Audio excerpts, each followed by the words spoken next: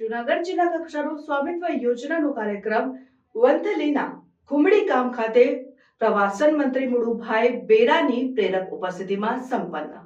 પ્રધાનમંત્રી મુળુભાઈ બેરાએ પ્રાસંગિક ઉદ્બોધન કરતા જણાવ્યું હતું કે રાજ્યમાં કુલ 33 જિલ્લાઓના કુલ 13,714 ગામોમાં ડ્રોન સર્વે તેમજ 6,859 ગામોમાં પ્રોમલગેશન અન્વયની કામગીરી પૂર્ણ કરીને 11,83,606 પ્રોપર્ટી કાર્ડ તૈયાર કરવામાં આવેલ છે. તેમજ સમગ્ર રાજ્યમાં તેમજ સ્વામિત્વ યોજના અંતર્ગત બીજા તબક્કામાં ગુજરાત રાજ્ય સમગ્ર દેશમાં પ્રથમ ક્રમે છે.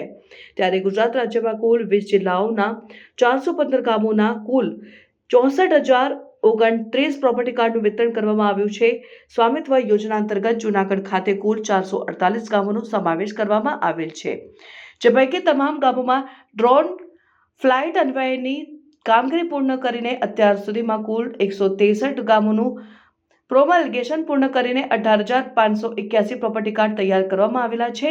મંત્રીએ વધુમાં જણાવ્યું હતું કે પ્રોપર્ટી કાર્ડથી લોન તેમજ અન્ય નાણાકીય લાભ મેળવવા પણ સરળ બની ગયા છે. પ્રોપર્ટી કાર્ડથી ગ્રામીણ વિસ્તારોમાં પણ શહેરોની જેમ નકશા સાથેનો એક દસ્તાવેજ પણ મળ્યો છે. વડાપ્રધાન નરેન્દ્રભાઈ મોદીની દીર્ઘદ્રષ્ટિથી મહત્વાકાંક્ષી સ્વામિત્વ યોજના ગામડામાં સશક્તિકરણ માટેની નવી પહેલ છે. ગ્રામીણ વિકાસ થકી વિકસિત ભારતનો સંકલ્પ સિદ્ધ કરવાનું સાકાર થશે. આ પ્રસંગે મંત્રી, ધારાસભ્ય, જૂનાગઢ જિલ્લા પંચાયત પ્રમુખ, જિલ્લા કલેક્ટર સહિતના મહાનુભાવોના હસ્તે લાભાર્થીઓને પ્રોપર્ટી કાર્ડ વિતરણ કરવામાં આવ્યા હતા.